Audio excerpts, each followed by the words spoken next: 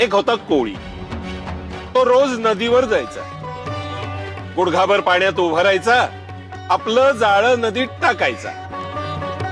जाळ्यात त्याला भरपूर मासे मिळायचे. कोळ्याचा हा रोजचा दिनक्रम होता. पण एक मासा मात्र त्याच्या जाळ्यात कधीही सापडत नसे. आणि त्याला त्या कोळ्याची अजिबात भयभीती नव्हती. तो आपला स्वच्छंदपणे नदीच्या पाण्यात फिरायचा. बाकीचे सगळे मासे जीवाला घाबरून असायचे, न जाणो आपण कधीतरी त्या जाळ्यात सापडू. आणि हा बेटा निर्भयपणे पाण्यात फिरायचा.